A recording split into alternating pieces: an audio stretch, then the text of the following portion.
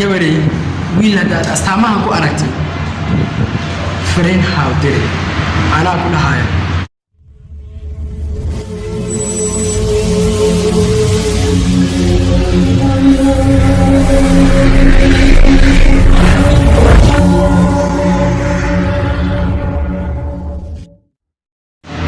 السلام عليكم ورحمة الله وبركاته. وأنا سلام داود الكسول هذا مقال كلا أسد إياه فيس كلا أسد. الحمد لله الله يوم هذا كله ومفرح سنة. مش هسوق جاري هذيك اللي جاري. ما أنت موضوع المكسب سيء هاي. جبري ويل هذا أستعملها كو أركتب. فرين حاضري أنا أقول هاي. إن وحن كله إن إذا كده جينا إن موضوع بريح عن كم مغلاي يوتيوب كيجا.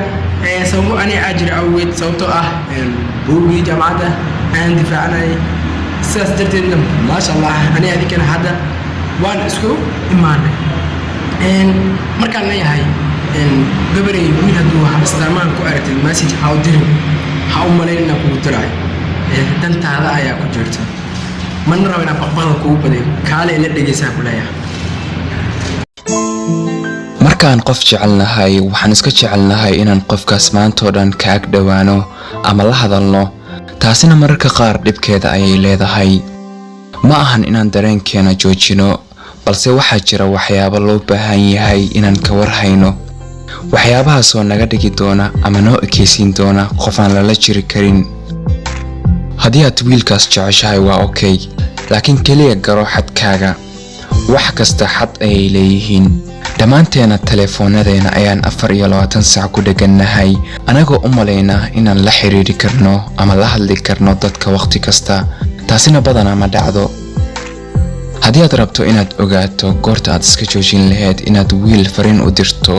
waxyaabahan soo socda maskaxda gasho number 1 wuxuu qaataa muddo aad u dheer inuu ku soo jawaabo adiga daacad haddii laga hadlo wiilkan oo kale caruurta ayaa ka dhaqsi badan jawaab celintiisa waa wax fudud gabdho haddii uu ku soo jawaabo saacado yar kadib laga yaabay inuu shaqo hayo ama uu wax ku mashquulsan yahay haddii aad aragtana inay sheekadiisa horu socod leedahay wax dhib ma leh taas laakiin haddii ku qaadato maalin dhan inuu ku soo jawaabo adiga ama fariin ku soo qoro wuxuu ku soo qorona ay noqdaan waxaan qiimo lahayn jooji inaad fariimo kale u sii dirto wiilkaas number 2 wada sheekaysiga meelna uma sii wadi karo wada sheekaysigu waa in labada qofba ay su'aal iyo jawaab isdhaafsan karaan haddii aad is aragto inaad adigoo kaliya wax qorayso maanta dhan isagana uusan isdhibayn meeshaas ku macsalaamay wiilkaas oo waqtigaaga ku sii dhumin number 3 adiga mar waliba fariinta uga hormara isaga kama helaysid fariin salaan ah marnaba waa adiga on qofka markasta fariinta u dira ama salaama isaga haddii uu ku rabi lahaa kow ayuu kula soo hadli lahaa gabdho wiilasha ayaga ayaa laga rabaa inay idin soo raadiyaan sidaas oo ay tahayna haddii aad adiga raadiso haddana isaga uusan marna ku soo raadinayn jooji la sii hadalka wiilkaas oo naftaada ixtiraam number 4 marnaba ma jecla inuu kula kulmo adiga waxaad isla socotaan sanado ama muddo aad u dheer hal marna kuma soo hadal qaadin inuu rabo adiga inuu kula kulmo taas waa wax la yaab leh soo ma ahan wax badan ayaana loo fasiran karaa sida inuu rabo dooqiisa kale inaad u sii ahaato haddii uu heblaaye kale soo waayo anyway waxaan ku dhihi lahaa iska jir wiilkaas oo kale number 5 jawaabtiisa waa hal eray oo kaliya haddii aad dib ugu laabato wada sheekaysiyadiina badankooda jawaabihiisa waxay yihiin haa okay haye iyo wixii la mid ah jawaabahaas oo kalena ma ahan kuwa wada sheekaysiga sii wada isaguna wuu og yahay taas iska fahan wiilkaas adiga xiiso kuma hayo adigana looma baahna inaad sii xiisayso fariimo kale oo kuwaaga ahna ha u sii dirin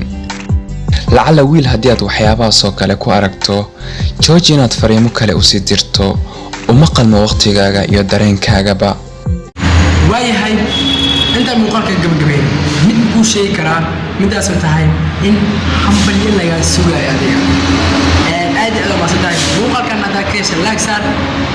waan hubayn aad ka doontid aan muuqaalada idin soo wado si kasta ta kuma sidin daawasha muuqaalka taabto insha Allah dhamaantii waxaan rajaynayaa farxadii bisbash buraaqare dheer ama dheer aad subhanallaah muuqaalka insha Allah iyo juhdi fara badan aad aad ma saddex